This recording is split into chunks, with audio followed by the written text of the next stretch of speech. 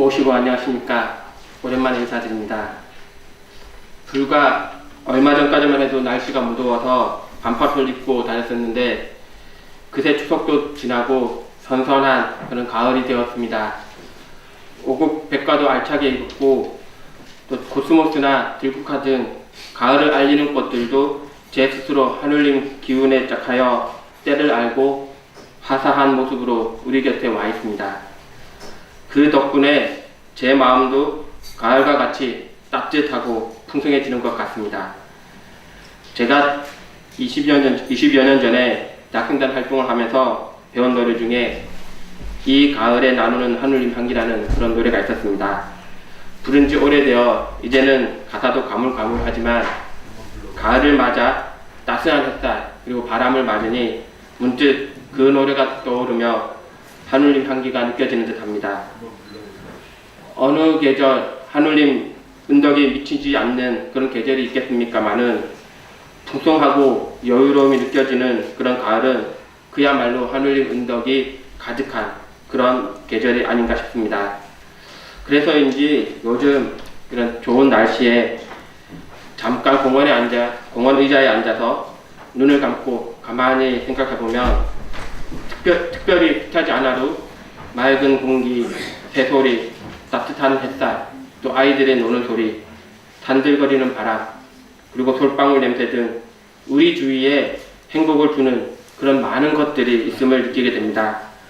저는 이러한 것들이 누구나 느낄 수 있는 그런 하느님의 향기의 자취가 아닐까 생각합니다. 그래서 오늘은 하느님 향기라는 주제로 전도교 설교 야집 내용하고 평소 제가 생각하던 내용을 조금씩 섞어서 여러 숙적 어르신들께 짧게나마 말씀을 드리고자 합니다. 보통 향기라고 하면 좋은 냄새 정도 이렇게 쉽게 생각할 수 있겠습니다. 물론 냄새도 나쁜 말은 아니지만 향기라는 말은 무언가 좋은 느낌을 동반하고 있는 것 같습니다. 그렇다면 하늘님 향기는 어떤 느낌일까요?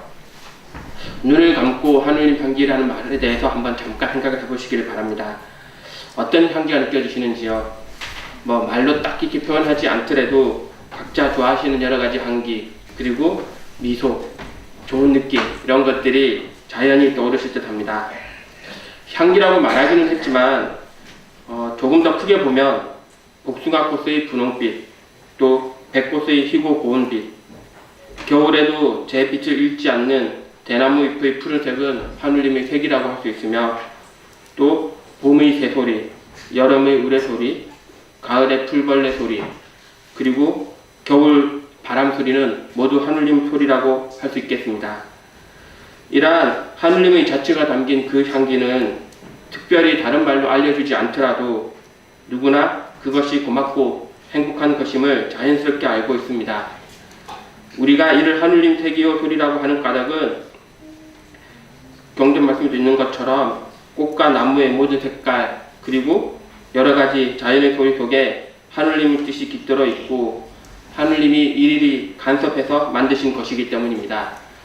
하늘님 간섭치 않으시면 그 색이 없고 소리가 없고 향기가 없으며 죽은 그런 물체일 따름이라고 하셨습니다.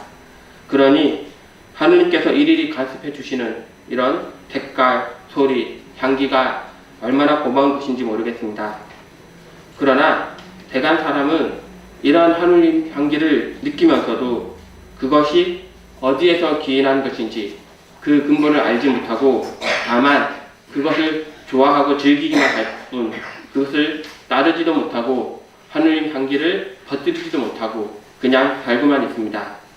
많은 사람들이 그렇게 살고 있기 때문에 하늘님의 간섭함에 따라 그 향기가 머물고 있어야 되는 이 세상에서 온갖 나쁜 냄새가 오히려 가득히 퍼지고 있습니다.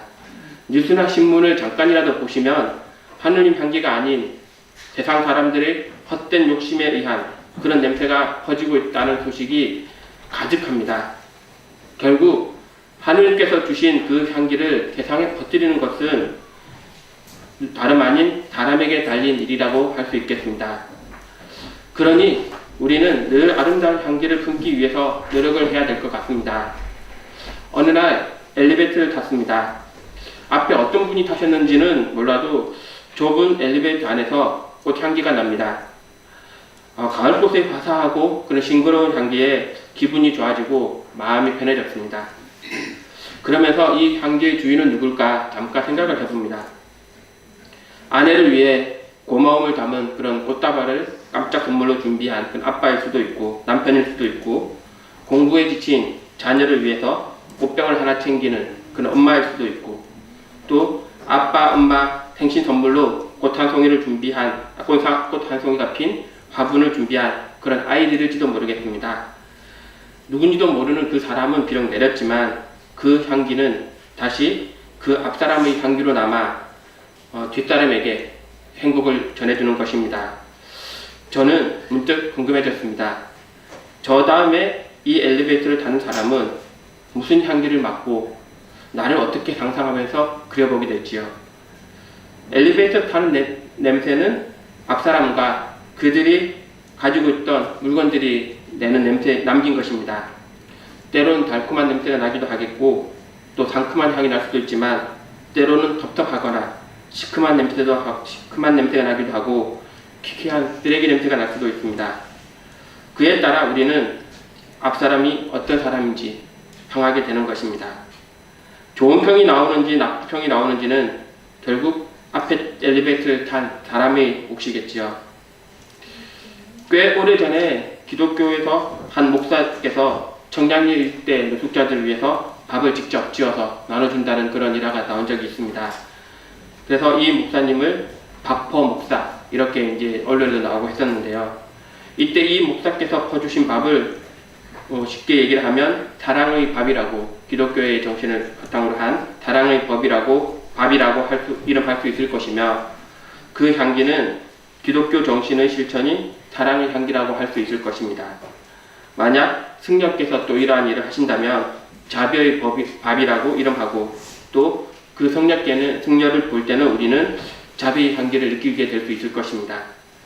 이처럼 그 사람이 행한 일은 그의 향기가 되어 세상에 남게 되며 종교인이라면 자기가 믿는 바를 실천함에 따라 그 종교의 뜻이 향기가 되어 세상을 아름답게 하는 것입니다. 그렇다면 우리 전도교인들은 어떤 향기를 품고 살아야 될까요? 전도교인은 내 안에 모신 하느님을 그대로 드러낼 수 있는 향을 나누며 사는 또는 최소한 그렇게 살려고 공부하는 그런 사람들이어야 된다고 생각합니다. 즉 전도교인이 내뿜는 향은 하느님의 은덕을 그대로 밝혀 드러내는 그런 향이 되어야겠습니다. 우리는 살아가면서 온몸으로 향기를 내뿜습니다. 말로, 미소로, 그리고 몸짓으로, 그리고 생각으로도 향기를 뿌릴 수 있습니다. 전도교인들은 하느님 뜻이 가득한 그런 살아있는 향기를 나눌 수 있어야겠습니다. 하느님 향기를 품기 위해서 어떻게 해야 하는지를 여러 가지로 표현할 수 있겠지만 저는 조금 다르게 외부의 분들이 우리를 어떻게 보느냐를 가지고 한번 생각을 해보았습니다. 전도교인이 아닌 분들께 전도교에 대해서 물어보면 대부분 인천, 시천주 정도 이렇게 대답하십니다. 한 10여 년 정도 전에 고 김대중 대통령께서 친필로 사인여천이라는 어휘를 써서 이제 연화장을 돌리면서 사인여천이라는 말을 아시는 분들도 좀 생겼습니다. 이걸 보면 시천주는 한 모심의 뜻을 가지고 있고 사인여천은 섬김의 뜻을 가지고 있습니다. 즉 세상 사람들이 아는 전도에 대한 인식을 조금 좋게 풀어서 말을 하면 사람은 하느님을 모시고 있기 때문에 그 사람을 하느님으로 섬겨야 한다. 전도교는 그런 종교다. 라고 세상 사람들이 생각하고 있음을 알 수 있으며 따라서 우리 전도교인들이 그러한 모습일 때 저 사람은 전도교인이구나. 또 전도교인의 향기는 저렇구나. 라고 생각한다고 할 수 있겠습니다. 바로 여기에 우리 전도교인들이 가져야 할 하느님 향기의 방향이 실려 있다고 할 수 있겠습니다. 하느님을 모셨다는 것은 다름 아닌 내가 하느님을 모시고 하느님의 삶을 살아야 한다는 뜻입니다. 하느님 모신 사람이 하느님 삶을 살지 않으면 누가 하느님 삶을 살겠습니까? 그렇다면 하느님 삶이란 것은 어떤 것이겠습니까? 짧게 요약한다면 하느님의 마음을 담아 말하고 하느님의 마음을 바탕으로 행동하는 그런 삶이 되지 않을까 싶습니다. 배우신사님께서 대인전물에 말씀하시기를 내 핏덩어리만이 아니오니 어찌 시비하는 마음이 없으리오마는 만일 혈기를 내면 돌을 상함으로 내 일을 하지 아니하노라.